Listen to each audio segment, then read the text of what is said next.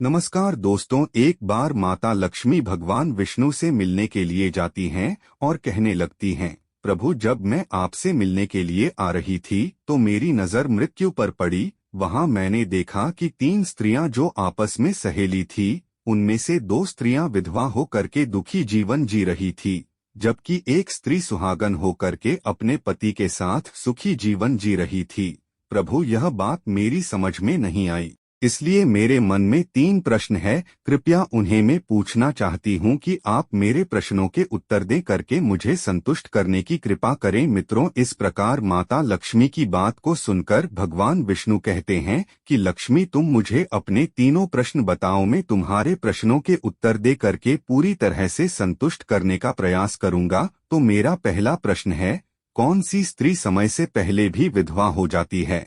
मेरा दूसरा प्रश्न है, कौन सी स्त्री को जीवन में कभी सुख नहीं मिलता? और मेरा तीसरा प्रश्न है, कौन सी चीज ऐसी है जो एक पत्नी अपने पति को मांगने से भी नहीं देती? मित्रों, इस प्रकार माता लक्ष्मी के प्रश्नों को सुनकर के भगवान विष्णु कहने लगे, तुम 3 स्त्रियों की बात कर रही हो, उनमें से 2 स्त्रियां विधवा होकर अपना दुख का जीवन जी रही हैं और वहीं पर एक स्त्री सुहागन होकर अपने पति के साथ में अपना सुखी जीवन जाना चाहती हो। आखिरकार ऐसा क्यों है? तो मैं तुम्हें एक छोटी सी कहानी सुनाता हूँ। इस कहानी को बहुत ही ध्यान से सुनना। आधी अधूरी कहानी सुनने वालों को आधा अधूरा ही ज्ञान प्राप्त होता है, जो जीवन में कभी काम नहीं आता, क्योंकि तुम्हारे तीनों प्रश्नों के उत्तर किसी छोटी सी कहानी में समाये हुए हैं। यदि तुमने ध्यान से सुना तो तुम्हारे प्रश्नों के उत्तर तो अवश्य मिलेंगे और तुम्हें संतुष्टि प्राप्त होगी। मित्रों, माता लक्ष्मी कहती है, प्रभु मैं आपकी बात से सहमत हूँ, आप कहानी शुरू करो। मैं कहानी को पूरी मन से कहानी सुनूंगी और जब तक आप कहानी बोलेंगे तब तक मेरा मन किसी दूसरे स्थान पर नहीं जाएगा। तो मित्रों, कहानी शुरू करने से पहले मेरा आप सभी से अनुरोध है कि आप हमारे चैनल को सब्सक्राइब जरूर करें और कहानी के अंत तक बने रहें, क्योंकि आज की कहानी आपके लिए बहुत ही महत्वपूर्ण होने वाली है। तो आइए आज कुछ नया सीखते हैं। भगवान विष्णु कहते हैं, जय लक्ष्मी, सबसे पहले मैं तुम्हें उस स्त्री की कहानी सुनाता हूँ जो सुहागन बन करके सुखी जीवन जी रही है। तो तुम जिस सुहागन स्त्री की तुम बात कर रही हो, उस स्त्री एक राजा के नौकर की वह पत्नी है और उस नौकर को अपनी पत्नी पर पूर्ण विश्वास और भरोसा है कि वह पतिव्रता है, जिसकी महिमा वह अपने साथियों में बार बार करता है। अब देखो, एक राजा के नौकर ने अपनी पत्नी की प्रशंसा इतनी की कि वह धीरे धीरे फैलते फैलते राजा के दरबार तक पहुंच गई।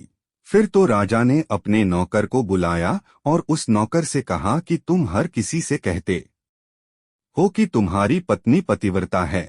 क्या वास्तव में आपकी पत्नी पतिव्रता है? लेकिन आपको पूर्ण विश्वास है? इस प्रकार राजा की बात सुनकर के नौकर कहने लगा, महाराज, मुझे पूरा विश्वास है और उस पर मुझे अटल विश्वास है कि मेरी पत्नी पूरी तरह पतिव्रता है। अब उसी समय पर राजा का महामंत्री कहने लगता है, यदि मैं तेरी पत्नी का पतिव्रता धर्म खंडित कर दूं तो तुझे क्या सजा मिलनी चाहिए?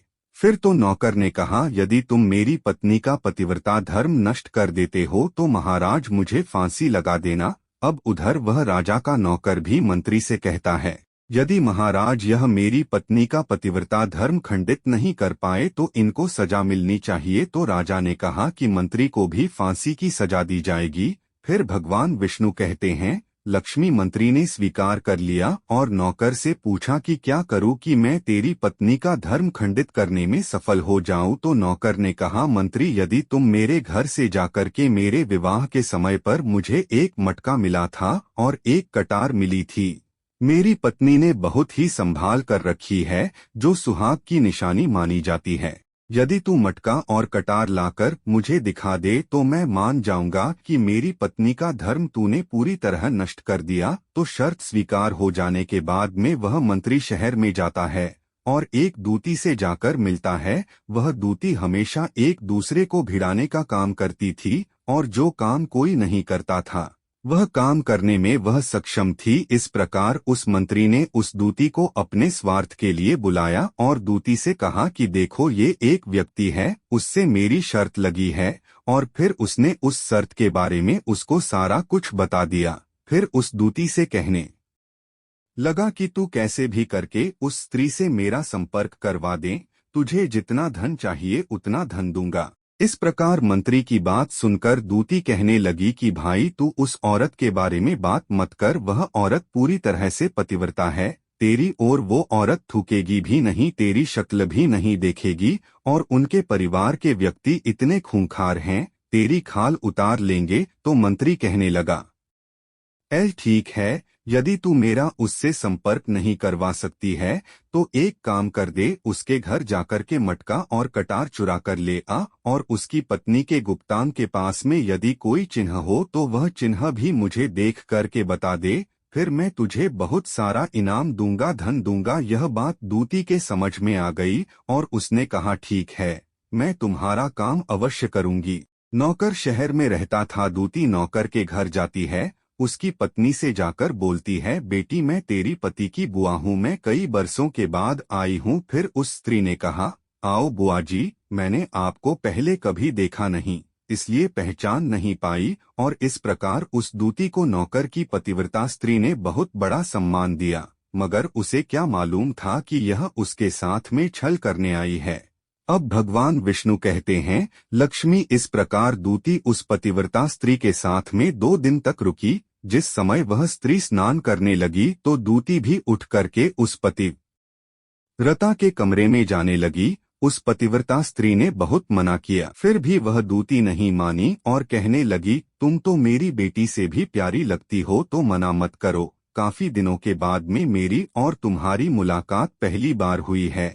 अब ऐसा कहकर कि वह दूती मुख पर हाथ फिराने लगी। फिर आंखों को धोने के बहाने से दूती ने उस पतिव्रता स्त्री की आंखों पर पानी मार दिया और उस स्त्री की आंखें बंद हो गई। इस प्रकार गुप्तांग के पास में जांघ पर उस स्त्री के एक तिल था, जो देखकर दूती मन ही मन कहने लगी, मेरा काम बन गया। उधर ही स्नान करने के बाद में जब वह पतिव्रता स्त्री रसोई में खाना बनाने गई तो दूती को मौका मिल गया और उसने मटका और कटार उस लोकर से तुरंत चुरा ली और वहां से एकदम से भाग गई। और जाकर के दूती ने वह मटका और कटार मंत्री को दे दिए और उस पतिव्रता स्त्री के जांघ पर तिल की निशानी भी बता दी। फिर वह मंत्री मटका और कटार लेकर के सीधा राजा के दरबार में पहुंचा और राजा से जाकर कहा, महाराज, मैंने नौकर की पत्नी के साथ में 2 दिन बिताए और यह मटका तथा कटार उसी के हाथों से लेकर आया हूँ। तो राजा ने दरबार लगाया और नौकर को बुलाया तथा महामंत्री से सभा में मटका और कटार नौकर को दिखाने के लिए कहा।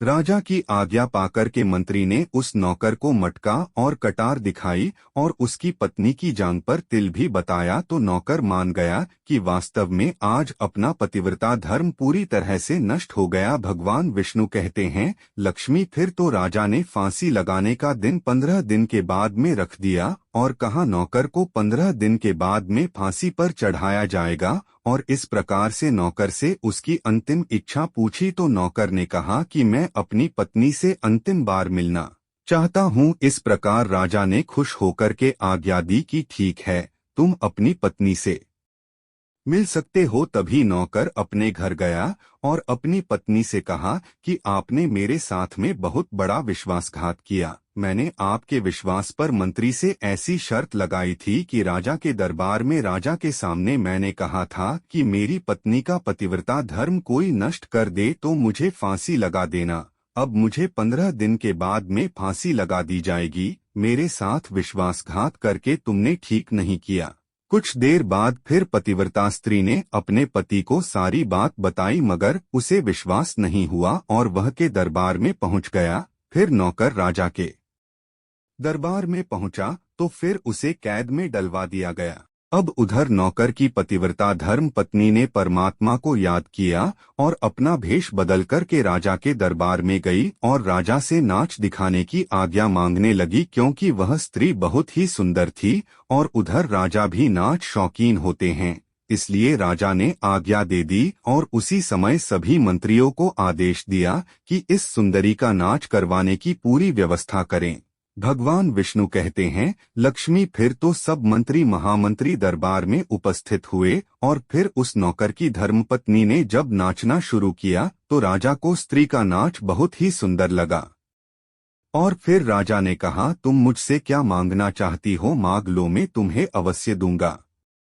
फिर उस पतिव्रता स्त्री ने कहा कि महाराज, आपकी सभा में मेरा एक चोर है जिसने मेरे रुपए लिए थे मगर आज तक वापस नहीं दिए, उसे फांसी की सजा दे दीजिए। अब राजा ने कहा, ठीक है, बताओ मेरे दरबार में तुम्हारा चोर कौन है, उसका नाम क्या है, तो उसको फांसी की सजा अवश्य दूंगा। भगवान विष्णु कहते हैं, लक्ष्मी फिर उस नौकर की पतिव्रता स्त्री ने कहा, राजा, आपका मंत्री मेरा चोर है, आप इनको फांसी की सजा अवश्य दें। अब उधर जैसे ही मंत्री ने यह आवाज सुनी, सुंदरी मुझे अपना चोर बता रही है। मंत्री कहने लगा, महाराज, मैं कसम खाकर कहता हूँ कि मैंने इसका कभी कुछ नहीं चुराया है, मैंने इसे आज तक कभी देखा ही नहीं है, मैंने आज तक इसकी शक्ल ही नहीं देखी है। अब भगवान विष्णु कहते हैं, लक्ष्मी, जैसे ही मंत्री ने कहा कि मैंने इस सुंदरी की आज तक शक्ल ही नहीं देखी है, तो वह सुंदरी कहने लगी कि राजा, ये मंत्री मुझे अगर जानता नहीं है तो आप इससे यह पूछो कि यह मटका और कटार कहाँ से लाया था। मैं उस नौकर की पत्नी हूँ जो आपके यहाँ पर नौकरी करता है और आप मेरे निर्दोष पति को फांसी चढ़ाने वाले हैं।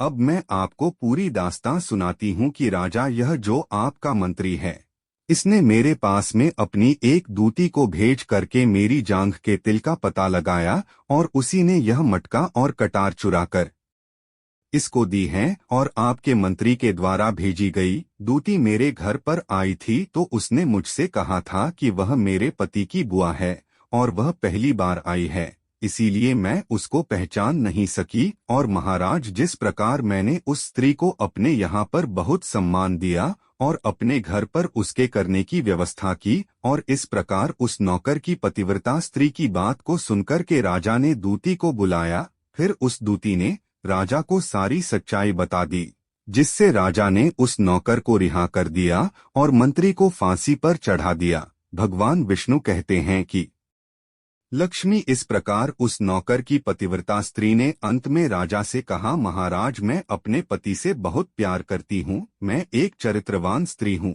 कभी भी मैं अपने पति का नाम तक अपने मुंह से नहीं लेती हूँ। भगवान विष्णु कहते हैं, लक्ष्मी, मेरी कहानी पूरी होती है, अब तुम अपने तीनों प्रश्नों के उत्तर सुनो। तुम्हारा पहला प्रश्न था, कौन सी स्त्री समय से पहले विधवा हो जाती है, तो जो स्त्रियां अपने पति का नाम लेती है वो स्त्रियां समय से पहले ही विधवा हो जाती है, जो कि पति का नाम लेने से पति की उम्र कम हो जाती है और समय से पहले ही उनके पति की मृत्यु हो जाती है। ऐसी स्त्रियां जो पति का नाम लेती है, समय से पहले ही विधवा होकर के एक दुख का जीवन जीती है। बस यही राज की बात है कि तुम जिन 3 सहेलियों की बातें कर रही थी, उनमें से 2 विधवा थी और एक यह नौकर की पत्नी थी जो पतिव्रता स्त्री थी। यह पतिव्रता स्त्री कभी भी अपने पति का नाम अपने मुंह से नहीं लेती थी और उधर वो 2 स्त्रियां विधवा होकर जीवन दुखी होकर जी रही है। वह हमेशा अपने पति का नाम लेकर ही बुलाती थी, जिसकी वजह से उनके पति की उम्र कम हुई और फिर वह दोनों स्त्रियां समय से पहले ही विधवा हो गई, इसलिए आज वो दुखी होकर जीवन जी रही है। इसलिए कभी भी स्त्रियों को अपने पति का नाम अपने मुंह से नहीं लेना चाहिए। अब तुम्हारा दूसरा प्रश्न था, कौन सी स्त्री को जीवन में कभी सुख नहीं मिलता है, तो समझ लो जो स्त्री अपने पति के बिना अनुमति के किसी तीर्थ स्थान या उत्सव में जाती हैं, उनके जीवन में कभी सुख नहीं आता। ऐसी स्त्रियां जीवन पर दुखी रहती हैं और उन्हें पति का कभी प्रेम नहीं मिलता। भगवान विष्णु कहते हैं, लक्ष्मी, तुम्हारा तीसरा प्रश्न था, ऐसी कौन सी चीज है जो एक पत्नी अपने पति को मांगने से भी नहीं देती है, तो यह चीज है गाली। तो सुनो कि एक चरित्रवान स्त्री कभी अपने पति को गाली नहीं दे सकती और जो स्त्री गाली देती है वो स्त्री कभी चरित्रवान नहीं होती है और ऐसी स्त्री जीवन भर रोती है, उसके जीवन में कभी भी सुख नहीं आते, तो समय से पहले ही ऐसी स्त्री विधवा हो जाती है।